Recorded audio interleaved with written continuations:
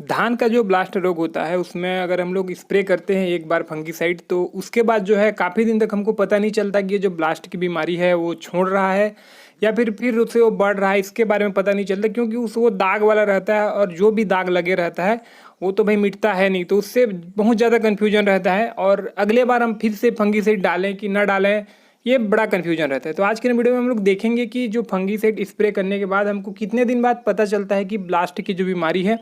वो पूरी तरीके से नियंत्रण हो रही है कि नहीं हो रही। देखिए, ब्लास्ट की जो बीमारी होती है, जैसे ही हम लोग उसमें कोई फंगीसाइड वगैरह डालते हैं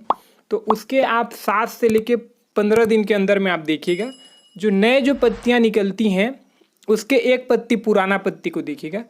एक नए पत्ती के पहले वाले पत्ती अगर क्लियर है, उसमें कोई दाग धब्बे नहीं है, तो आप देख के समझ सकते हैं कि जो आपकी जो फंगीसाइड आपने जो इस्तेमाल किया है वो पूरी तरीके से वर्क कर रहा है और अलग से आपको दोबारा रिपीट करने की ज़रूरत नहीं है।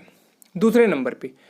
आपने देखेगा कि जो जब भी जैसे ब्लास्ट की बीमारी लगती है, जहाँ पर ज़्यादा लगती है वहाँ पर आप देखेंगे कि धान पूरी तरीके से बैठा हुआ नज़र आता है, मतलब पूरा दबा दबा नज़र आता है।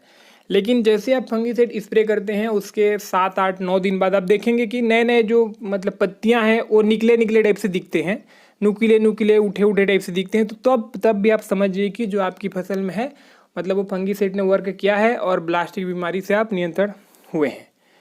तीसरा जो पहचान होती है कि अब देखेंगे कि जो ब्लास्ट की जो बीमारी रहती है तो उसके जो जहाँ पर ब्लास्ट लगे रहते हैं वो पूरी तरीके से सूखा हुआ नज़र आता है। मतलब हालांकि उसमें मतलब अच्छा से आप ध्यान देंगे तब समझ आएगा। अब देखेंगे कि जो पुराने ब्लास्ट हैं पूरी तरीके से सूखा हुआ नज़र आता है, वो पत्ता भी वहाँ से सूखा हुआ नज़र आता है। तो ये भी एक लक्षण होते हैं कि आपकी जो फसल है ब्लास्ट के पूरी तरीके से नियंत्रण हो चुका है। तो ये जो 3 जो तरीका है ब्लास्ट की बीमारी से नियंत्रण हुआ कि नहीं, तो इस तरीके से आप जो है आपको चेक करना है। अगर आपने तीनों के तीनों तरीका से चेक किया और आपको लग रहा है कि नए नए पत्तियों में भी दाग और धब्बे दिखाई दे रहे हैं या फिर जो धान दबा हुआ है वो वैसी ही है या फिर और थोड़ा मतलब दबे हुए नज़र आ रहा है या फिर उसके जो मतलब ब्लास्ट घाव है जो ब्लास्ट है वो मतलब हल्का गीला गीला नज़र आ रहा है, तो ये तीनों में से कोई एक कंडीशन या फिर तीनों कंडीशन नज़र आते हैं तो आपको फंगीसाइड को रिपीट करना होता है। जो भी आप फंगीसाइड इस्तेमाल किए हैं या फिर जो मैं आपको बता भी दे रहा हूँ, ये जो 3-4 जो फंगीसाइड है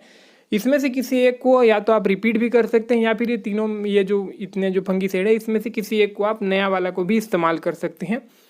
अक्सर जो है ब्लास्ट की बीमारी एक स्प्रे अगर आपने अच्छा से किया है तो पूरी तरीके से नियंत्रण हो जाती है। कुछ कंडीशन में नहीं होता है तो उस अवस्था में ही आप रिपीट करें, वरना जो है ब्लास्ट की बीमारी में रिपीट करने की ज़रूरत नहीं पड़ती।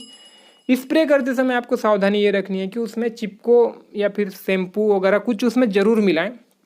क्योंकि जो धान का जो पत्ता है उसमें हल्के हल्के रोएँ होते हैं और वो जो है मतलब जो स्प्रे होता है उसको रखता नहीं है, जल्दी से वो गिरा देता है। और ब्लास्ट के लिए जब तक जो है उसके पत्ती में न पड़े, मतलब जो फंगीसाइड उसके पत्ती में जब तक टच नहीं होगा तो वर्क नहीं करता है, क्योंकि बहुत सारे कॉन्टैक्ट होते हैं, बहुत सारे सिस्टमिक होते हैं।